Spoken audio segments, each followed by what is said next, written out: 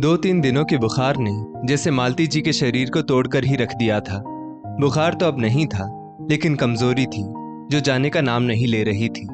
ऊपर से मालती जी को अपनी बहू नेहा की भी चिंता हो रही थी कि ना जाने कैसे वो अकेले सब कर रही होगी। क्लोजिंग का समय है तो बैंक में भी काम का दबाव होगा और घर का काम अलग। रूपा तो यही है मायके में, लेकिन मजाल है जो अपनी भाभी की मदद कर दे।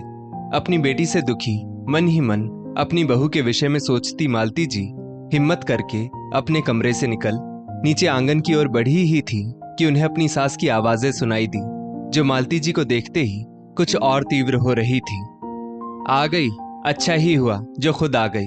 अब अपनी आंखों से ही देख लो कैसे तुम्हारी बहू अपनी दादी सास को पलटकर जवाब देती है। आज तक जो मेरी बहू ने नहीं किया वो मेरे पोते की बहू कर रही है। बस यही देखना रह गया था इस उम्र में। अपनी सास को क्रोध से चीखते और बहू नेहा को रोते देख मालती जी एक पल को सन्न रह गई। आखिर ऐसा क्या हो गया माँ जी, आप इतनी नाराज क्यों हैं नेहा से? बहू तो बहुत समझदार व सुलझी हुई लड़की है, फिर वो ऐसी क्या गलती कर बैठी?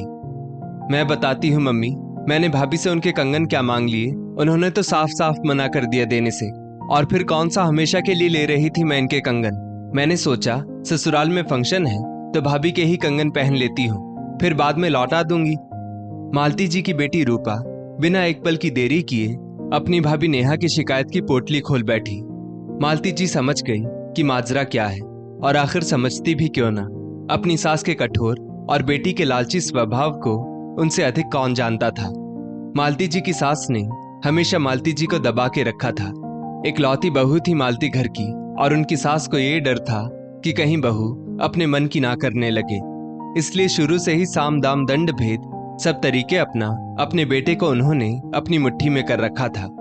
पति और सास के स्वभाव को समझ चुकी मालती जी ने भी समझौता कर लिया और बिना कोई शिकायत किए अपनी पूरी जिंदगी अपने ससुराल को समर्पित कर दी। मालती जी के 2 बच्चे थे। बेटी रूपा जो कि अपनी दादी की परछाई थी, आदत स्वभाव सब कुछ उनका ही पाया था उसने। लेकिन बेटा अभिषेक मालती जी के गुणों से भरा था। तभी तो जब अभिषेक ने नेहा के विषय में मालती जी को बताया तो बिना किसी संदेह मालती जी ने नेहा को अपनी बहू स्वीकार कर लिया। वो जानती थी उनके बेटे की पसंद उनसे अलग हो ही नहीं सकती। नेहा थी भी बहुत प्यारी। बचपन में माता पिता की मृत्यु के बाद चाचा चाची के घर अभावों में पलकर भी वो अपने बल पर बैंक में नौकरी पा चुकी थी। सुंदर इतनी कि जो भी देखे बस देखता ही रह जाए।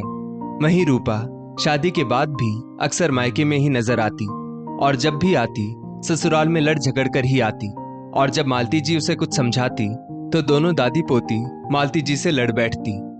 अगर नेहा मना कर रही है तो उसका कुछ तो कारण होगा माँ जी, वरना आज तक रूपा ने अपनी भाभी की जिस चीज पर भी हाथ रखा है नेहा ने बिना देर किए वो चीज रूपा को दे दी है। क्यों रूपा, सही कह रही हूं ना मैं?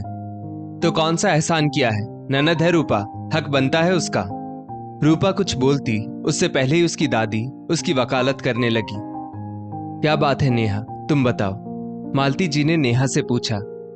माँ, वो कंगन मेरी माँ की आखिरी निशानी है, बाकी जेवर तो चाचा ने रख लिए।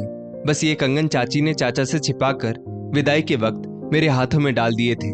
माँ का प्यार तो कभी मिला नहीं, बस ये कंगन ही है जो उनके आशीर्वाद स्वरूप मेरे पास है। ऐसे में आप ही बताइए कैसे दे दूं रूपा को वो कंगन?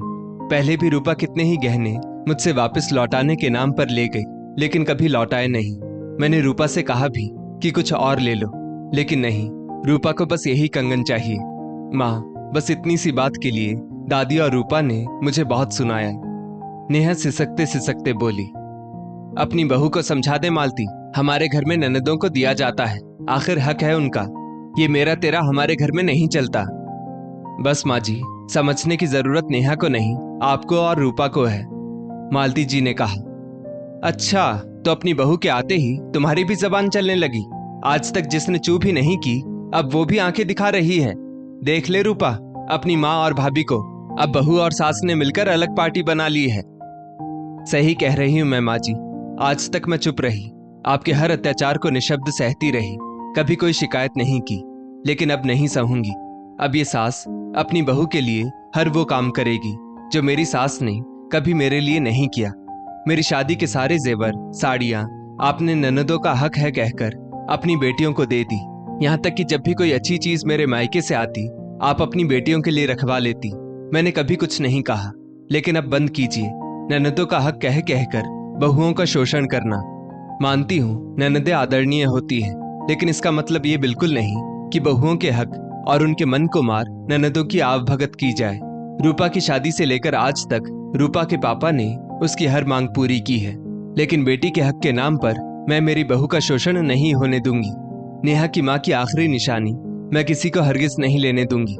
भाग्यशाली हैं आप माँ जी कि नेहा जैसी सुलझी और सरल स्वभाव की पोता बहू मिली है। आप उसका मान करेंगी तो ही सम्मान पाएंगी। अब वो समय नहीं रहा कि बहुओं को दबा कर रखा जाए। अब तो प्यार देंगी तो सम्मान पाएंगी। इसलिए समझदारी इसी में है कि समय के साथ आप भी बदल जाएं। और रूपा तुम्हें बार बार मायके आने की जरूरत नहीं। अब अपना घर संभालो। देखना दादी की लाडली बनते बनते कहीं पति के प्रेम और ससुराल के स्नेह से ना हाथ धो बैठो। फिर मत कहना कि माँ ने समझाया नहीं। गाय समान अपनी मूक और सी थी। मालती बहू को यूं बोलता देख दादी की बोलती बंद हो चुकी थी। वो समझ चुकी थी कि अब चुप रहने में ही भलाई है। और रूपा अपनी माँ की फटकार सुन ससुराल लौटने के लिए अपना बैग समेटने लगी थी। वहीं नेहा की नजरों में अपनी ममतामयी सासू माँ के लिए मान सम्मान दोगुना हो चुका था। अपने लिए सदा चुप रहने वाली मालती जी ने अपनी बहू के हक में आवाज उठाकर साबित कर दिया था कि अगर सास सुलझी और ममतामयी हो तो बहुओं का हक कोई नहीं छीन सकता। दोस्तों, इस स्टोरी को लेकर आपकी क्या राय है नीचे कमेंट करके जरूर बताइएगा। और ऐसी ही और भी बेहतरीन वीडियोस के लिए हमारा पेज जरूर फॉलो करें। धन्यवाद।